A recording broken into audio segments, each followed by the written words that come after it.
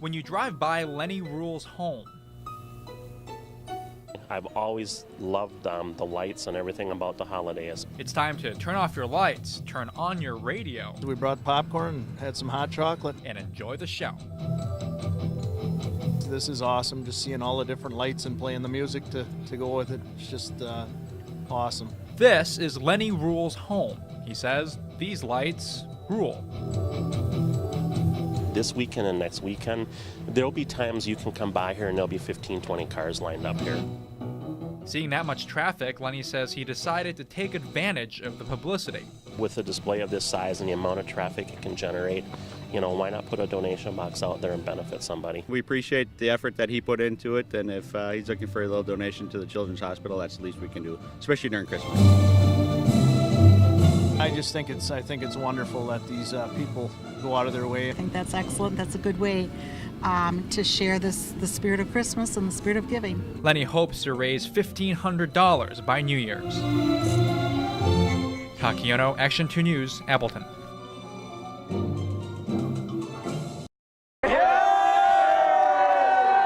Landon Renard doesn't play volleyball or know a ton about it, but lately most of his nights are spent in the gym watching the game. Well, at the games, we cheer as loud as we can. We just try to give our girls some support and give them that extra oomph they need. That oomph is school spirit in full force.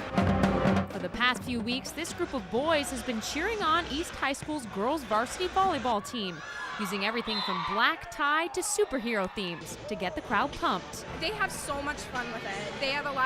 They dress up every single time in a different theme, and they think it's so much fun. Heading into the night's game, the girls' team was 0-7, but that doesn't break the enthusiasm. Their record has nothing to do with us coming out here supporting our friends. It's Red Devil pride, and we love our girls. Landon says most of the guys are actually football players, but they all value one thing: school spirit. We just try to pick them up and try to be as energetic as we can. We've focused so much these days on wins and losses and trying to be mean to the other team instead of supportive of your own. It's really refreshing. So with all the attention for these girls coming from the guys, you have to wonder, is someone getting a date out of this? No, not always dates. It's just a self-satisfaction. A lot of us are football players, so we can't cheer at football games during the season. So we come out to volleyball games to show our support and our Red Devil pride. Kate Raditz, Action 2 News, Green Bay.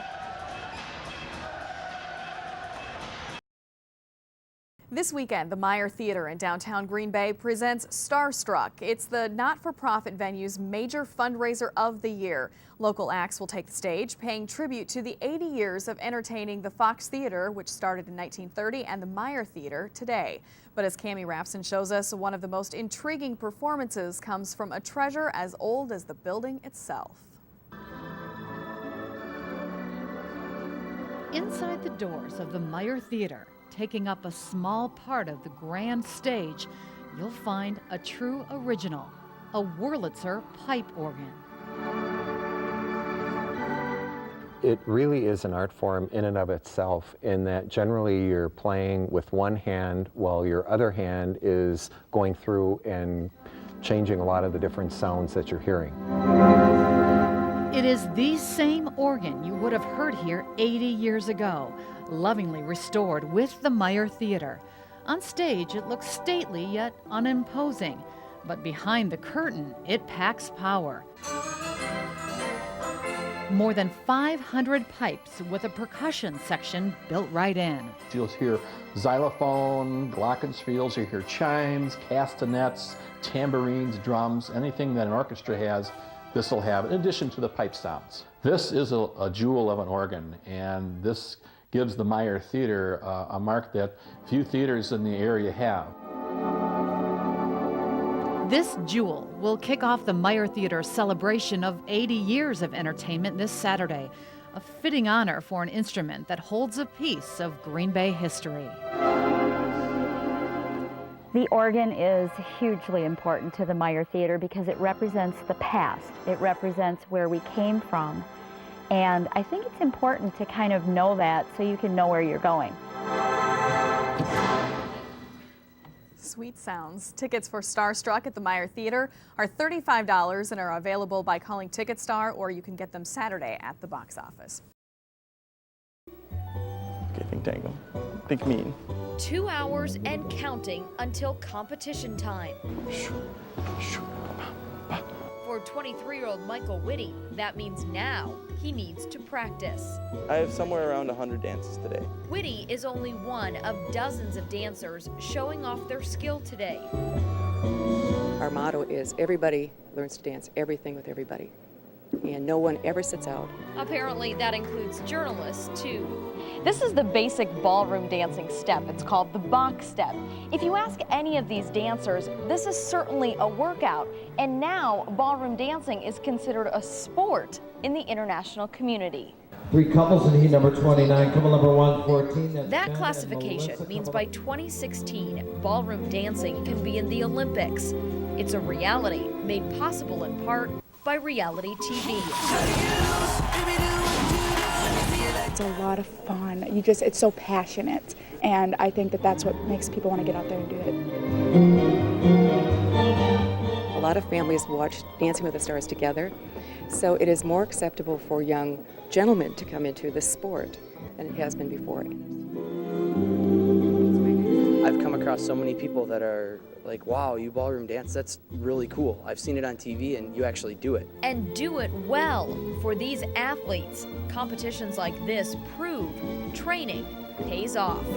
Janet has something written on her board at her studio by Vince Lombardi that says, dancing is a contact sport. Football is a collision sport. In Green Bay, Jen Carlman, Action 2 News.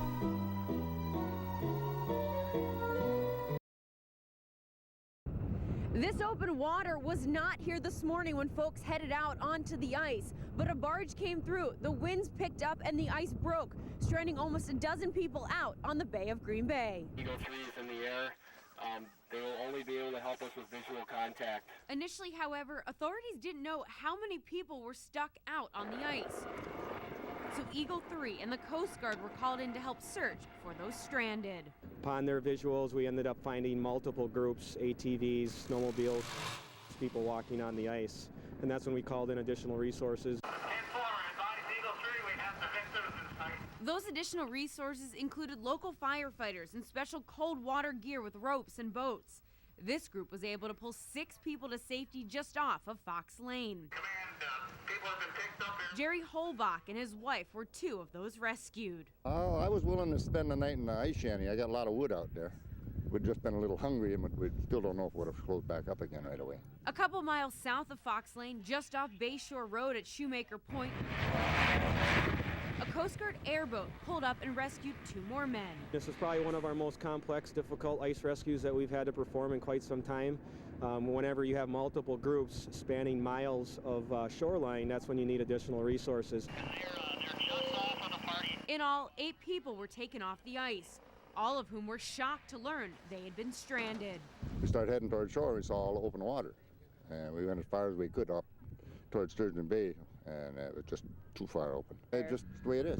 It just happens. Part of fishing. While those stranded may consider their situation just part of fishing, authorities take this seriously, and they're just pleased the rescue operation ran smoothly and no one was hurt. We're very, very fortunate that we had everybody get off the ice safely. In Door County, Emily Matesic, Action 2 News.